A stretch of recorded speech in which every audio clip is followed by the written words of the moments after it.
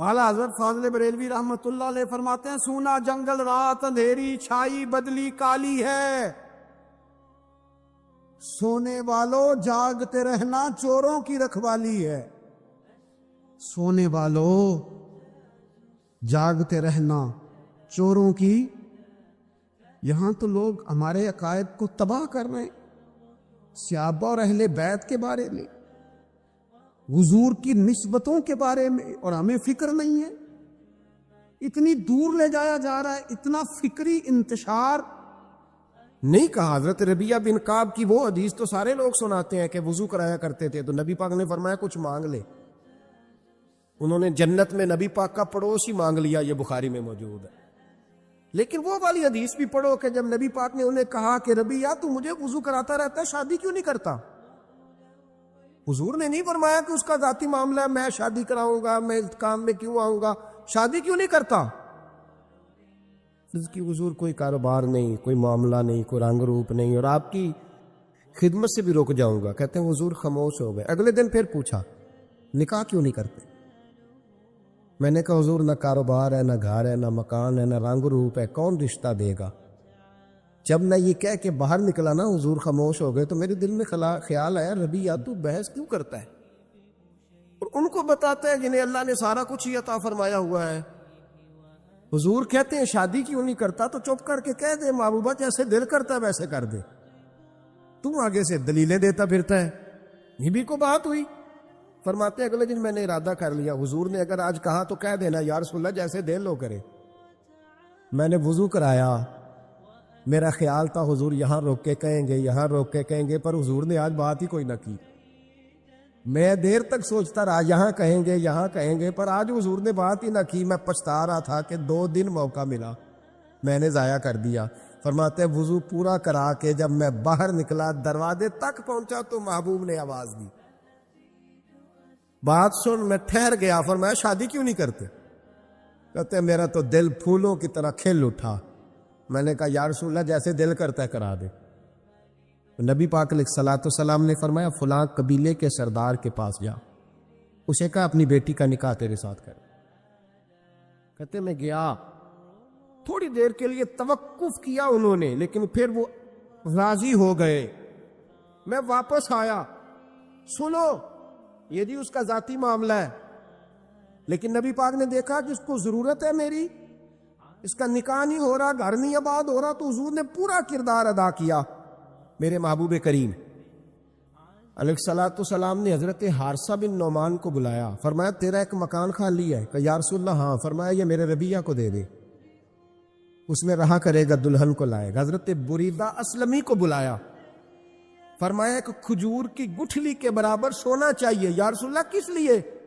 فرمایا میرے اس غلام نے اپنی بیوی کو حق مہر دینا ہے۔ حضرت سیدنا عثمان غنی کو بلایا، تیسرے صحابی، فرمایا ایک مینڈے کا بندوبست تو نے کر کے دینا ہے۔ حضور کس لیے؟ فرمایا میں نے اپنے غلام کا ولیمہ کرنا ہے، بکرے کا بندوبست کر۔ ساری تیاریاں کر کے دیں۔ حضرت ربیعہ کہتے ہیں جب میں دلہن بیاہ کے گھر لایا تو میرے دوست یار رشتہ دار مبارک دینے آئے، کہنے لگے تیری کیا بات ہے، شادی بھی اعلیٰ خاندان، ولیمہ بھی، اور کھجور کی گٹھلی کے برابر حق مہر بھی۔ تو حضرت ربیعہ رو پڑے، فرمانے لگے میں تو کالا کلوٹا حبشی غلام تھا، سلام بھی کوئی نہیں لیتا تھا، مجھے مبارک نہ دو، میرے مصطفیٰ پہ درود و سلام پڑھو۔ یہ سارا حضور کا کرم ہے۔ کہتے ہیں اس کا ذاتی معاملہ ہے، بھئی سارا دن تیرے ساتھ رہتا ہے، اٹھتا ہے بیٹھتا ہے، تیری نوکری کرتا ہے، تو نے کبھی پلٹ کے دیکھا ہی نہیں، تو نے کبھی اشک شوئی نہیں کی، تو نے اتنا ٹائم ہی نہیں دیا کہ تیرے کندھے پہ سر رکھ کے رو سکے، تیری توجہ ہی نہیں۔ نبی رحمت علیہ السلام دائیں بائیں والوں، آگے پیچھے والوں کا خیال رکھتے، جہاں جس کو ضرورت ہوتی حضور اس کی ضرورت میں پہنچتے، اشک شوئی کرتے، نبی پاک پیار کرتے۔ کہتے ہیں اس کا ذاتی معاملہ ہے، میں کیا کروں؟ سنو، حضرت جابر بن عبداللہ رضی اللہ تعالیٰ عنہ کے جو والد تھے نا حضرت عبداللہ بن عمر رضی اللہ تعالیٰ عنہ، وہ اعلیٰ ترین احد کے شہید ہیں کہ نبی پاک فرماتے ہیں رب کریم نے خود ان سے گفتگو فرمائی ہے، خود ان سے گفتگو کی اللہ تبارک و تعالیٰ نے۔ حضرت جابر بن عبداللہ کے والد عبداللہ بن عمر احد میں شہید ہو گئے تھے، 6 یا 10 مہینے تھی ان کی، قرضے چڑھ گئے، کاروبار میں نقصان ہو گیا۔ ضروری نہیں کہ کوئی آدمی دھوکے باز ہی ہو تو وہ مقروض ہوتا ہے، یہ ضروری نہیں۔ تلک الایام نداولھا بین الناس، اللہ لوگوں کے دن پھیرتا ہے، حالات تبدیل کرتا ہے۔ اب صحابی پہ کچھ شک کر سکتا ہے؟ لیکن حضرت جابر کہتے ہیں اتنا قرضہ چڑھ گیا کہ ایک ایک بال میرا قرضے میں ڈوب گیا۔ قرضے بڑے دینے تھے، مقروض آتے، تنگ کرتے۔ خود نبی کریم علیہ السلام نے فرمایا ہے کہ جو مقروض ہوتا ہے وہ قیدی ہوتا ہے، جب تک قرض دے نہیں لیتا اتنی دیر تک وہ آزاد نہیں ہوتا۔ حضرت جابر ابن عبداللہ کہتے ہیں میرے باغ میں کھجوریں پکی تھی، یہ بخاری میں بھی ہے، کنز العمال میں بھی ہے، ابن کثیر میں بھی ہے، امام حلبی نے سیرت حلبیہ میں بھی لکھا ہے، بیسیوں درجنوں کتابوں میں آپ کو روایت ملی۔ فرمانے لگے کھجوریں جب میری پک کے تیار ہو رہی تھی تو مقروض جب پیسے لینے آتے تو میں کہتا قرضے یہ کھجوریں پکتی ہیں تو دیتا ہوں۔ یہ ہم پنجاب کے لوگ کیا کہا کرتے تھے، ہاڑی سونی جی، یہاں چاول کی فصل پہ، یہاں گندم کے، ہم نے تو کپڑے لیے ہوتے تھے ادھار دکانوں سے کہ فصل پکتی ہے تو پھر دے دیتے ہیں، کہ کھجوریں پکتی ہیں تو دیتا ہوں۔ فرماتے پتہ مجھے بھی تھا کھجوریں زیادہ تھوڑی ہیں اور جن کے پیسے دینے ہیں وہ پیسے، فرماتے ہیں کھجوریں پک گئی، اتاری تو یہ تو 11 گنا بھی اور ہو تب بھی قرضہ نہیں اترتا۔ کہتے ہیں میں نے دوستوں سے، یاروں سے، رشتہ داروں سے، وہ جو کہتے ہیں نہیں کوئی حکم ہوا تو بتانا، پھر جس دن بندہ حکم بتاتا ہے اس دن کہتے ہیں آج سویرے ہی بچہ پیسے لے گیا، یہ تو 2 گھنٹے پہلے بتاتا تو تیرا کام ہنس رہے ہیں آپ بیچ بیچ میں سے، 2 گھنٹے بس لیٹ ہیں آپ، بلکہ کئی تو پونے گھنٹے کا ٹائم دیتے ہیں، کہتے پونا گھنٹہ پہلے تو آ جاتا تو تیرا کام بس۔ اور جب بھی آپ فون کرو سے اگلی دفعہ کریں تو پھر شاید آدھے گھنٹے کا ٹائم دے دیں کہ آدھا گھنٹہ ہو گیا تو لیٹ ہو گیا، ورنہ کام بالکل تیار تھا۔ اور ہمارے زمانے میں تو دوستی قائم رکھنی ہے تو صرف اس سے رہ سکتی ہے جسے آپ کام نہ بتائیں، حالانکہ اس دوست کا کیا مطلب، دنیا تے جو کام نہ آیا اوکھے سوکھے ویلے، اس بے فیضے سنگی کولوں بہتر یار اکیلے۔ کیا مطلب ہے، کام بتایا تو رفو چکر ہو گیا، منع کیا ہوا اس بات؟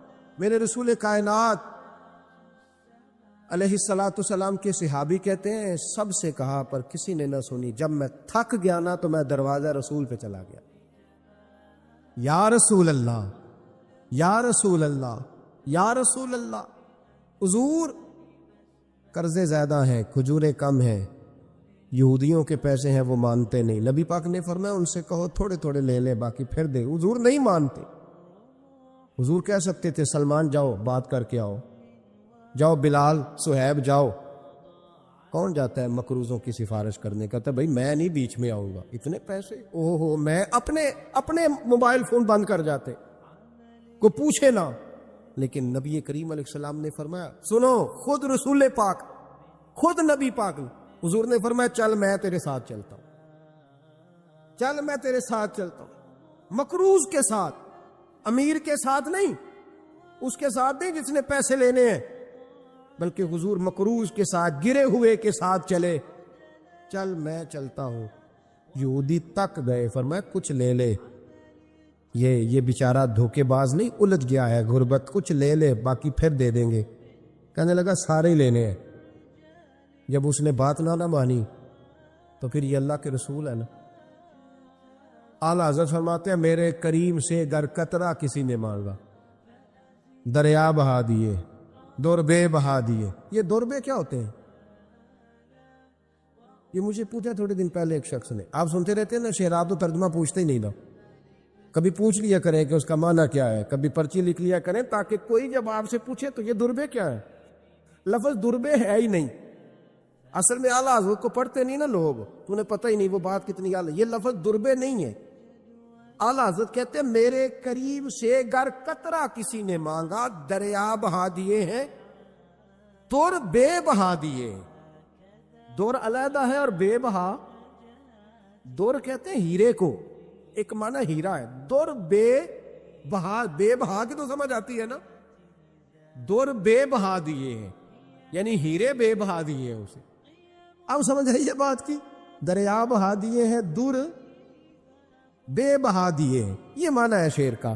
تو جب وہ نانا مانا یہودی، تو نبی کریم علیہ الصلوۃ والسلام فرمانے لگے نہیں تو پھر پورے لینے ہیں؟ کہنے لگا جی پورے لینے ہیں۔ حضور فرمانے لگے کل آ جانا، سارے دے دیں گے، پورے پیسے تیرے ملیں گے، تو آ جانا۔ حضرت جابر ابن عبداللہ کو حضور نے فرمایا کھجوریں اتار کے نا تو اپنے باغ میں ڈھیر لگا اور میں آیا۔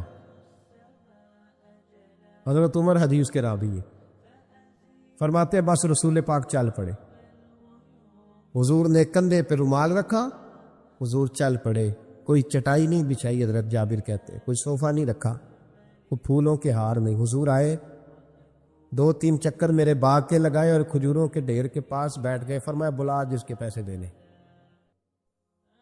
بلا، اب تنگی یہ داماں پہ نہ جا، اور بھی کچھ مانگ، بلا۔ فرماتے بندے کو بلایا، حضور نے فرمایا کتنے پیسے؟ حضور اتنے درہم دینار ہے۔ فرمایا کھجوریں تولتا جا اور دیتا جا۔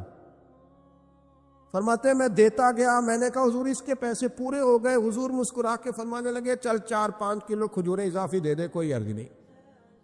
کہتے ہیں وہ بھی دے دی۔ حضور نے فرمایا بلا دوسرے کو، فرمایا اس کو بھی بلایا، تولتا گیا، دیتا گیا، حضور پورے ہو گئے۔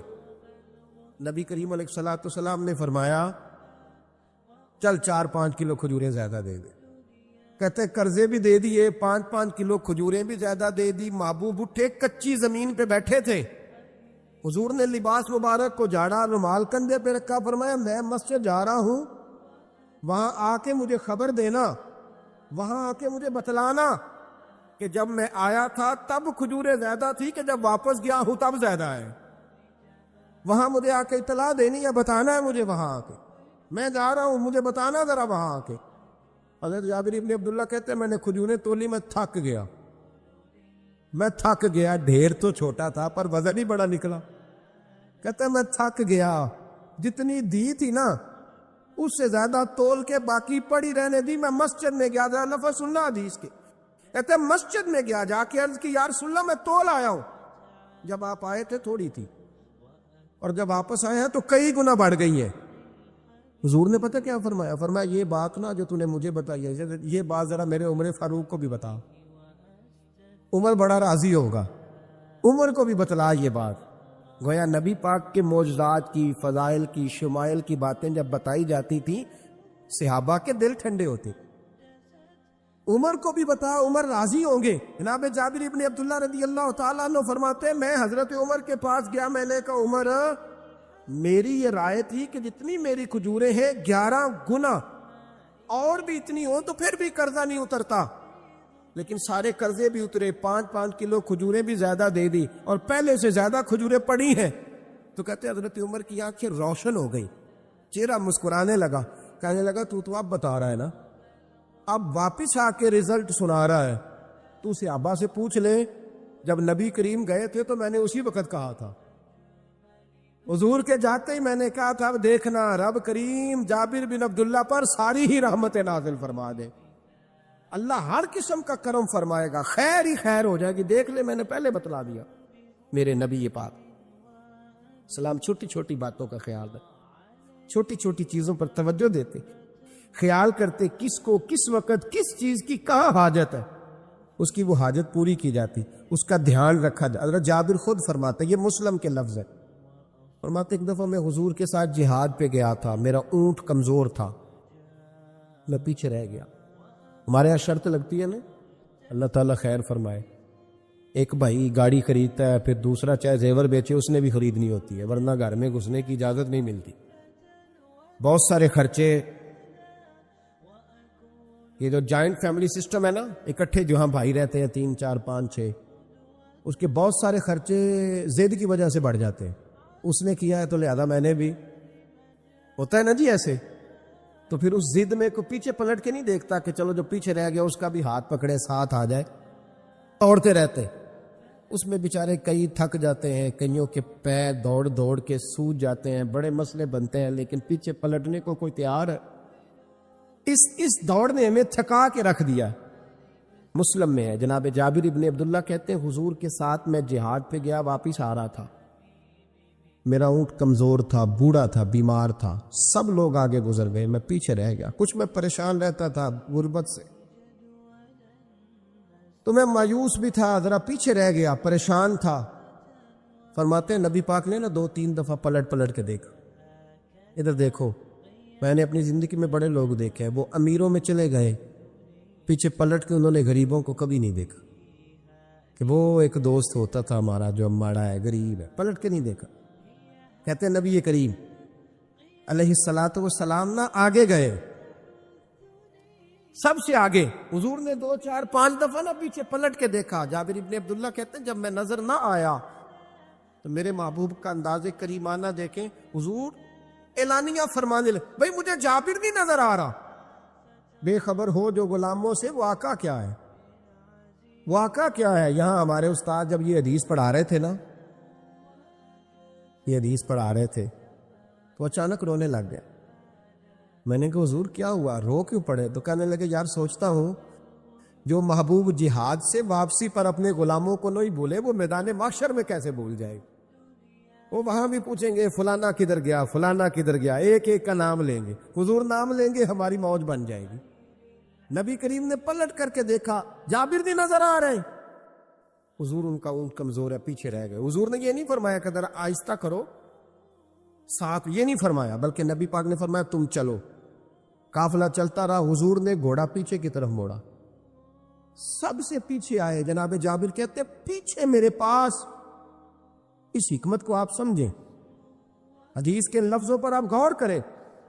ایک کہہ کے کہنا ذرا اس کو میرے پاس لاؤ، یہ بات اور ہے، ذرا آہستہ ہو جاؤ، وہ بھی ساتھ مل جائے۔ لیکن یہ معنی اور ہے کہ غریب جہاں بیٹھا ہے اس کے پاس خود چل کے جانا۔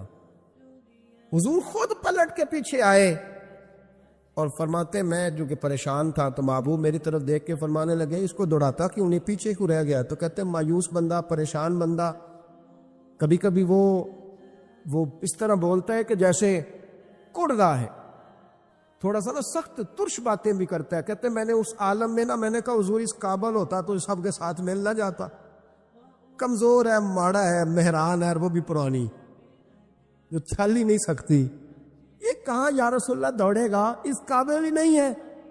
حضور اس قابل ہوتا تو قافلے کے ساتھ نہ ہوتا۔ کہتے ہیں حضور نے میری طرف توجہ فرمائی، میں باتیں کر رہا تھا اپنے اندر کی پریشانی کی تو حضور مسکراتے جا رہے۔ حضور کے ہاتھ میں چھڑی تھی، فرمانے لگے ایسے ہی تو باتیں کر رہا ہے۔ نبی پاک نے اونٹ کی پشت پہ چھڑی لگائی اور فرمایا تو دوڑتا کیوں نہیں؟ بڑے ہلکے سے مسکرا، اوے تو دوڑتا کیوں نہیں؟ تو جناب جابر ابن عبداللہ کہتے ہیں جو سب سے پیچھے تھا نا وہ سب سے آگے نکل گیا، وہ دوڑتا گیا، دوڑتا۔ فرماتے ہیں میرا چہرہ بھی عجیب سا، لوگ میرے انداز دیکھیں کہ یہ کیسے آگے نکل گئے، کیسے، کبھی نہ سوچ یہ کیسے نکل گیا، بس سمجھ لے آگے وہی نکلا ہے جسے مصطفیٰ کی تھبکی مل گئی ہے۔ تو یہ نہ کہ سیاست کر گیا، چلاکی کر گیا، بس تھبکی مل گئی تو بات بن گئی۔ کہتے ہیں میں نکل گیا آگے، حضور کی تھبکی جو ملی تھی۔ حضرت جابر ابن عبداللہ کہتے ہیں حضور گھوڑا دوڑا کے میرے پاس آئے، خود حضور نے میرا اونٹ تیز کرایا نبی پاک کی برکت سے۔ تو قریب آ کے فرمانے لگے ٹھہر جا یار، ہم بھی تیرے قافلے میں، ہمیں بھی ساتھ لے لے۔ فرماتے اب تو میں رو ہی پڑا کہ خود بھیک دے، خود ہی کہے منگتے کا بھلا ہو، ٹھہر جا یار ہمیں بھی ساتھ لے لے۔ جناب جابر ابن عبداللہ رضی اللہ تعالیٰ عنہ فرماتے ہیں کہ جگہ پڑاؤ کیا، رکے، ٹھہرے کھانے پینے کو، نماز پڑھنے۔ نبی کریم نے مجھے بلایا، میں حاضر ہوا تو کہا یا رسول اللہ حضور حکم؟ تو محبوب فرمانے لگے جابر یار تیرا اونٹ میں نے نرالا ہی دیکھا، بوڑھا ہو کے سب سے آگے نکل جاتا ہے، بیمار ہو کے، کمزور ہو کے۔ کہتے ہیں میں چہرہ دیکھتا جا رہا ہوں کہ حضور سارا ہی پتہ ہے آپ کو، میں کیا عرض کروں؟ تو محبوب فرمانے لگے پسند آ گیا، بیچ نہیں دیتے میرے ہاتھ؟ کہا یا رسول اللہ آپ رکھ لیں۔ حضور آپ کا یہ؟ فرمایا نہیں میں پیسے دوں گا۔ کتنے کا ہے؟ کہا یا رسول اللہ آپ رکھ لیں۔ فرمایا پیسے دوں گا۔ یا رسول اللہ مارکیٹ میں جاؤں تو 6-7 دینار کا بکے گا۔ فرمایا نہیں بھائی میں تو پورے 10 دوں گا۔ 6-7 نہیں، میں تو پورے حساب سیدھا، 6-7 کا کیا حساب ہوا، 10 پورے کا۔ حضور پھر بندہ نوازی ہے نا، کون بول سکتا ہے؟ حضور نے فرمایا بلال تیرے پاس 10 دینار تھے؟ حضور ہیں۔ فرمایا ان کو دے دو، اونٹ کے پیسے رکھ لو اور مال نہ مدینے جا کے دے دے۔ جابر ابن عبداللہ کہتے ہیں میں مدینے گیا شام کو، میں نے نا کبھی اپنے اونٹ کی اتنی خدمت نہیں کی جتنی اس دن کی۔ میں نے اسے بڑے پیار سے نہلایا، میں نے نئی رسی خرید کے اسے نکیل ڈالی، آج محبوب کی بارگاہ میں لے کے جانا ہے۔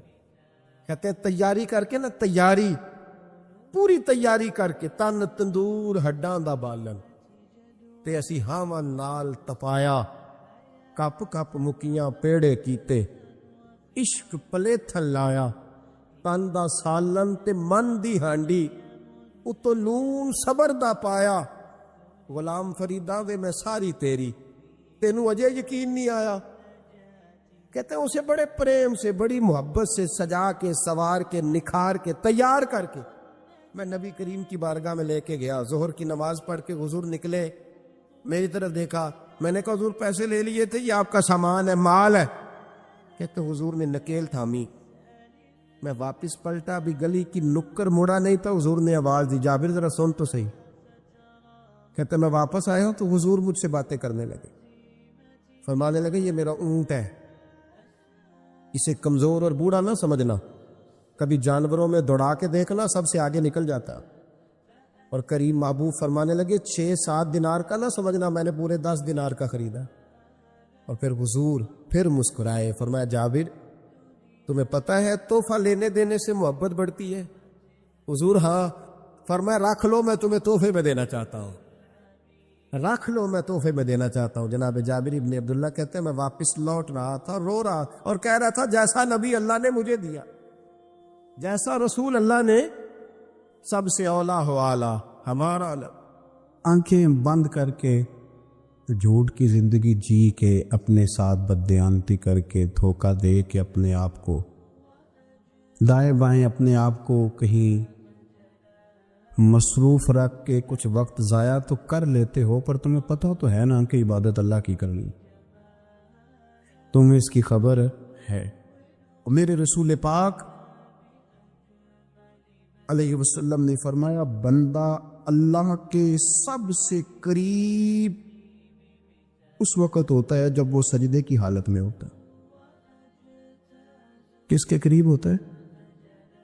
اللہ کے سب سے قریب ہوتا ہے، وہ بڑا نیڑے ہے رب کے، بڑا قریب ہے، اس لیے کہ وہ حالت سجدہ میں، وہ جب سجدے کرتا ہے نا، اس کی بارگاہ میں جب جھک جاتا ہے۔ آپ ذرا سجدے کی کیفیت دیکھیں نا، زبان بھی یہاں ہے، آنکھ بھی یہاں ہے، کان بھی، عقل بھی ساری، اس نے سارا کچھ رکھ دیا سجدے۔ آپ وہ کبھی پیچھے جائیں تو دیہاتوں میں کہا جاتا تھا ناک سے نکیریں نکالو، بہت بڑی سزا ہوتی تھی نا، ناک سے نکیریں نکالو، بڑی سزا ہوتی تھی۔ تو اس نے کہا مالک مجھے کسی نے کہا نہیں، پر دیکھنا میں نے رکھ دی ساری عقل سجدے میں، اور رکھ کے کہا کیا سبحان ربی یا اللہ، اللہ میں پست ہوں تو اعلیٰ، اللہ تو میرا رب ہے اور تو سب سے اعلیٰ اتنا۔ اور فرمایا جب یہ اس کیفیت میں ہوتا ہے تو پھر یہ اپنے رب کے قریب ہوتا ہے۔ میرے نبی کریم علیہ الصلاۃ والسلام نے مصلی سے دل لگانے کا درس دیا، حضور نے توجہ دلائی، صحابہ اس ذوق کے حامل لوگ تھے، وہ کوشش کرتے تھے۔ جناب صدیق اکبر رضی اللہ تعالیٰ عنہ کا عبادت کا مزاج ہمیشہ قائم رہا۔ حضرت عمر فاروق ساری رات اللہ کے حضور کھڑے رہے۔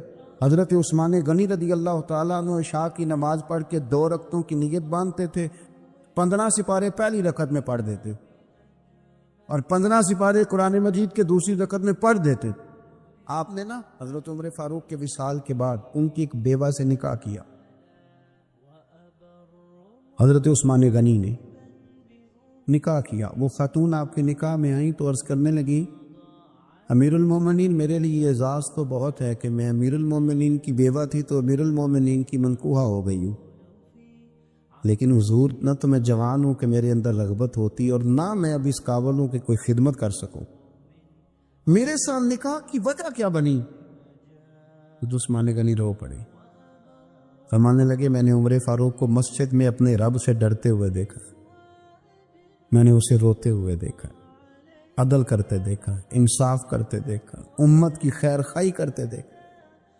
تمہارے ساتھ نکاح اس لیے کیا ہے کہ تم مجھے یہ بتاؤ کہ عمر فاروق گھر کے اندر اپنے رب کو کیسے راضی کرتے، گھر کے اندر کیسے راضی کرتے تھے، وہ طریقے بتلاؤ، تم بتاتی جانا اور میں بھی اسی طرح گھر میں عبادت کروں۔ جس گھر میں اللہ کا ذکر ہوتا ہے وہ گھر زندوں کا ہے، اور جس گھر میں رب کریم کا ذکر نہیں ہوتا وہ گھر زندوں کا نہیں ہے۔ گھر نہ ہم نہ کتابوں میں پڑھتے ہیں کہ بزرگ کہتے ہیں، حضرت فضیل بن ایاز کہتے ہیں کہ میں ایک گلی سے گزر رہا تھا تو گھر کے اندر کسی قاری صاحب نے قرآن کی آیت پڑھ دی، ولی من خاف مقام ربہ جنتا، میں تو میرے کانوں سے ٹکرائی تو اللہ نے میری کایا ہی پلٹ دی، میں توبہ کر گیا۔ اب گھر کے اندر سے آواز آئے تو صحیح نہ تلاوت کی، پر اندر سے آواز آتی نہیں ہے، ڈیک بجنے کی آواز آتی ہے، یا ٹی وی چلنے کی آواز آتی ہے، یا دھوم مچانے کی آواز آتی ہے۔ عبادت کا وہ جو خاص شوق تھا، وہ جو حسن تھا، وہ جو توانائی، وہ جو بات۔ ایک جگہ پہ ہم بیٹھے تھے تو وہاں ایک صاحب آئے اور انہوں نے آتے ہی کہا کہ مہربانی کریں ذرا مجھے مصلی دے دیں، میرے نہ کچھ نفل رہ گئے۔ تو میں نے وضو کر لیا تو کوئی مصلی مل جائے، مصلی انہیں دے دیا گیا، وہ مصلی لے کے چلے گئے۔ تو پیچھے ایک صاحب نے تبصرہ کیا، کہنے نے کتنا ریاکار بندہ ہے، لوگوں کو دکھا رہا ہے کہ میں نفل پڑھتا ہوں، ہے کو بات کرنے والی۔ میں نے اسے کہا، میں نے کہا تو مہربانی کرنا، اس طرح کی ریاکاری تو بھی کر، پکڑ مصلی اور جا تو بھی تھوڑی ریاکاری کر کے آ، اٹھ ذرا، شکر کر کوئی یہ ریاکار بھی ملا ہے، کوئی نفل پڑھ کے ریاکاری کر رہا ہے۔ اللہ کا میں کہتا ہوں کو پڑھے تو صحیح نہ، یا یہ کوئی دور ہے نفل پڑھنے کا؟ اس میں تو لوگوں کا مزاج ہی نہیں، طبیعت ہی نہیں۔ میں نے کہا چل مہربانی کر یہ دے مصلی اور تو بھی جا تھوڑی سی کاریا ریاکاری کرو تو صحیح نا، مزاج ہی نہیں، ذوق۔ جمعے کی نماز پڑھ کے یوں دنیا بھاگتی ہے، او ہو پتہ نہیں کون سی پیچھے آگ تھی جو بجھائی جائے گی۔ اور آج تک لوگ مسئلہ پوچھ رہے ہیں کہ جمعے کی بعد والی سنتیں کتنی ہوتی ہیں۔ میں نے کہا کتنے سال ہو گئے جمعہ پڑھتے، کتنے سال ہو گئے، ابھی تک سنتوں کا نہیں پتہ، ابھی تک نہیں علم کے پہلے کتنی رکھتے ہیں اور بعد میں کتنی رکھتے ہیں۔ فجر کی سنتیں کب پڑھنی چاہیے؟ سنو فجر کی سنتوں کے بارے۔ میرے رسول کریم سید عالم صلی اللہ تعالی علیہ وسلم سے ایک صحابی نے پوچھا تھا، حضور میری فجر کی سنتیں رہ گئیں یا رہ جاتی ہیں تو حکم کیا ہے؟ کیا انداز ہے حضور کا؟ بخاری مسلم کے لفظ سنو، حضور سید عالم صلی اللہ علیہ وسلم فرمانے لگے، اس نے کیا پوچھا تھا؟ حضور جواب کیا دیتے؟ فرمایا فجر کی سنتیں کبھی نہ چھوڑنا، فجر کی پہلی 2 سنتیں کبھی نہ چھوڑنا۔ یا رسول اللہ صلی اللہ تعالی علیہ وسلم میری رہ گئی ہیں، رہ جاتی ہیں۔ فرمایا فجر کی 2 سنتیں نہ چھوڑنا، فرمایا فجر کی پہلی 2 سنتیں مجھے دنیا اور دنیا کے اندر جو کچھ ہے وہ سب سے زیادہ پیاری ہے۔ فجر کی 2 سنتیں دنیا اور دنیا میں جو کچھ ہے مجھے وہ سب سے زیادہ پیاری ہے، اس لیے فجر کی سنتیں نہ چھوڑ۔ اپنا ذوق، اپنی طبیعت، ہم نے نا ذوق غلط بنا لیا۔ اگر 20 بندے کہہ بھی دیں گے تو نے بڑی شاندار تلاوت کیا تو کیا اس سے بنے گا؟ 100 بندہ کہہ بھی دے تیری کیا بات ہے، کیا بات ہے نعت خاں کی، کیا بات ہے علامہ صاحب کی، پیر صاحب، پیر مہر علی شاہ صاحب رحمۃ اللہ علیہ۔ آپ تشریف فرماتے تو آپ کے ایک ہی بیٹے بابو جی جن کو کہا جاتا ہے، جس دن صاحبزادے پیدا ہوئے تو خادم نہ وہاں سے نکلا۔ ان لوگوں کے شوق اور طرح کے تھے نا، تو ان کی توجہ بھی اپنے شوق کی طرف رہتی، تو خادم نکلا اندر سے، پیر صاحب مبارک ہو، پیر صاحب مبارک ہو، پیر صاحب مبارک ہو، پیر صاحب مبارک، وہ شور کر رہا ہے۔ تو پیر صاحب کو وجد ہو گیا، اللہ اکبر، اللہ اکبر، اللہ، کیا ہوا؟ کس کی مبارک دے رہے ہو؟ اس کی حضور اللہ نے بیٹا دیے۔ تو آپ فرمانے لگے اچھا حضور آپ کیا ہوا، آپ تو پریشان ہو گئے۔ فرمانے لگے جب تو نے 3 دفعہ کہا نا مہر علی کو مبارک ہو تو میں سمجھا تھا شاید تجھے کسی نے بتا دیا ہے کہ مہر علی سے اللہ راضی ہو۔ میں سمجھا تھا کہ شاید تو یہ خبر لے کے آیا ہے کہ کسی نے بتایا ہے کہ مجھے آج خبر ملی ہے کہ مہر علی سے رب اچھا پتر ہوا ہے، الحمدللہ اللہ کا شکر ہے، پر میرے لیے مبارک کا دن وہ ہوگا جب میرا رب کہے گا کہ میں مہر علی سے راضی، میرے محبوب کہیں گے کہ میں مہر علی سے۔ آپ بات کو سمجھے، شوق ہی کسی اور طرف تھا، دل ہی کہیں اور لگا ہوا تھا، طبیعت ہی کہیں اور مائل تھی۔ کوئی وظیفہ پوچھتے تھے تو پڑھتے تھے وہ لوگ، کچھ اللہ اللہ انہیں بتائی جاتی تھی تو کرنے کا ذوق رکھتے تھے، طبیعت تھی، قائل تھے۔ حضرت ربیع کہتے ہیں میں بڑی دور سے سفر کر کے گیا حضرت اویس کرنی سے ملنی، بڑی دور سے، اور جب میں پہنچا تو فجر کا وقت تھا، تو حضرت اویس کرنی کو میں نے پا لیا، تو وہ نماز پڑھ کے نا قرآن شریف لے کے بیٹھ گئے۔ فرماتے ہیں اشراق چاشت کا وقت ہوا تو نفلوں کی نیت باندھ لی۔ محدث ابن الجوزی نے لکھا ہے، فرماتے ہیں پھر جب زوال کا وقت ہوا تو مسجد میں جھاڑو دینے لگ گئے۔ زور کی نماز پڑھ کے تو عصر کی تیاری تک وہ مسجد میں بیٹھے رہے، اور میرے نبی پاک علیہ السلام نے فرمایا جو نماز کے انتظار میں بیٹھا ہو وہ نماز ہی میں ہے، وہ نماز ہی میں ہے۔ فرمایا میری دنیا، میری امت کی جو رہبانیت ہے نا وہ اتنی ہے کہ نماز کا انتظار کرے، اذان کے بعد نماز کا یہ راہب ہے، یہ اس وقت چھوڑ کے بیٹھے ہیں ذرا۔ فرماتے ہیں عصر تک انہوں نے اللہ اللہ کی، پھر مغرب تک کی، عشاء کی نماز ہوئی تو نماز پڑھی تو وہ تھک گئے۔ اب مجھے وہ فارغ ہوں، مصلی چھوڑے تو میں ملاقات کروں نا، کہ آپ حیران نہ ہو کہ اتنی دیر بندہ کیسے اللہ اللہ کر، ہم نے کی نہیں نا اس لیے ہم پریشان ہیں۔ جو عادی ہوتے ہیں وہ کر بھی لیتے ہیں، وہ یہ کام، میری بات کی سمجھ آ رہی ہے؟ جب جاتے ہو کسی دفتر میں تو 8 گھنٹے کھڑے رہ لیتے ہو نا، مجبوری ہوتی ہے تو کھڑے رہا جا سکتا ہے۔ پاسپورٹ کا دفتر، بولیے امیگریشن کی لائنوں میں، اور میں نے تو ایمبیسیوں میں بندے 12 گھنٹے پہلے جا کے کھڑے دیکھے، رہ لیتے ہیں کھڑے۔ تو اگر ان کاموں کے لیے رہا جاتا ہے تو اللہ رسول کے لیے بھی کھڑے رہا جا سکتا ہے۔ تو فرمانے لگے کہ جب عشاء کی نماز کے بعد آخر انسان سے تھک گئے، نیند کا غلبہ ہوا تو تھوڑی ایسے آنکھ بند ہوئی تو کھلی تو رونے لگے۔ حضرت ویسے کر دیا، رو کے کہنے لگے مالک مجھے غافل تو نہ کر، ابھی میں نے کیا بھی کچھ نہیں، دن ختم ہو گیا، کوئی نفل نہیں، کوئی اللہ اللہ نہیں، اللہ مجھے غافل نہ کر، میری مدد فرما۔ فرماتے ہیں جب وہ روئے تو میرے ساتھ جو شخص تھا میں نے کہا اٹھو چلیں، کہنے لگا حضور ملا نہیں، فرمایا جو میں لینے آیا تھا وہ مجھے مل گیا ہے، جو میں ان سے سیکھنے آیا تھا وہ مجھے نصیب ہو گیا، اب اور میں نے کیا لینا، ختم ہو گئی بات، اٹھو چلیں۔ اللہ کے بندوں نے حضرت ربیعہ بن کعب اسلمی رضی اللہ تعالیٰ عنہ فرماتے ہیں، کہتے ہیں جب بنو قریظہ اور بنو نذیر یہودیوں کے ساتھ حضور علیہ السلام نے جنگ کا اعلان فرمایا تو وہ دشمن ہو گئے، ہمیں خطرہ تھا کہ وہ رات کو کہیں محبوب کو تکلیف نہ دیں، تو کچھ لوگ نا تلواریں لے کے نبی پاک کے دروازے پہ پہرے داری کرتے تھے۔ گن مین رکھنا حرام نہیں، اگر کسی کو واقعی خطرہ ہو تو اس کے لیے سنت بھی ہے۔ حضرت علی المرتضیٰ تلوار لے کے حضور کے گھر کا پہرا دیتے تھے۔ حضرت ربیعہ بن کعب اسلمی رضی اللہ تعالیٰ عنہ فرماتے ہیں کہ رات میری ڈیوٹی تھی کہ میں حضور کے گھر کا پہرا دوں گا، تو فرماتے ہیں میں باہر سن رہا تھا، ساری رات ہی میرے نبی پاک نے اللہ کی تسبیح پڑھی، ساری رات، کبھی تسبیح، کبھی تہلیل، کبھی تحمید، کبھی تکبیر، ساری رات۔ فرماتے ہیں ساری رات حضور پڑھتے رہے اور ساری رات ہی میں سنتا رہا، مجھے اونگ آ گئی، میری آنکھ لگ گئی، حضور ابھی پڑھ رہے تھے، میں تھک کے سو گیا، اور فرماتے ہیں جب میری آنکھ دوبارہ سے کھلی تو میرے کانوں میں پھر کوئی چیز گونجی، تو میں نے کان لگایا تو میرے حبیب ابھی بھی اللہ کو یاد کر رہے۔ ساری رات حضور رب کی عبادت کرتے، اسی لیے تو کہا یا ایھا المزمل قم اللیل الا قلیلا، ابھی ساری رات تو نہ جاگا تھا، تھوڑا آرام بھی کر لیے گا۔ میرے بھائی اپنا مصلی، اپنی عبادات، اپنے وظائف، اللہ اللہ جو آپ نے کسی سے سیکھی ہے اس کو کبھی کمزور نہ ہونے دیں۔ شجرہ شریف جو کسی بزرگ سے آپ لے لیتے ہیں تو کیا رسم ہے کوئی؟ اس پہ کچھ لکھا ہوتا ہے، وہ پڑھنے کے لیے دیا جاتا ہے، اس پہ لکھا ہوتا ہے کہ یہ اللہ اللہ آپ نے کرنی ہے۔ انسان پر اگر کوئی شخص نیکی کر دیتا ہے، احسان کر دیتا ہے، تو انسان اس کے سامنے پھر گردن نہیں اٹھا سکتا، یار یہ میرے مشکل وقت کا دوست ہے، اس نے میرے ساتھ نیکی کی، کبھی بھی گردن نہیں اٹھائے گا، جھکا کے رکھے گا۔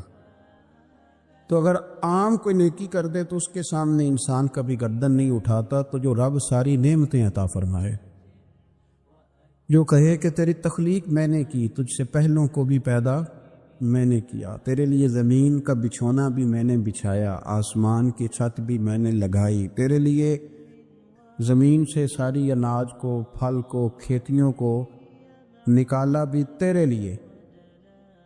اب تو اس طرح کر کہ تو میری عبادت کر، تو میری بارگاہ میں جھک جا۔ بہت سارے نشے لوگوں کو لگے ہوئے ہوتے،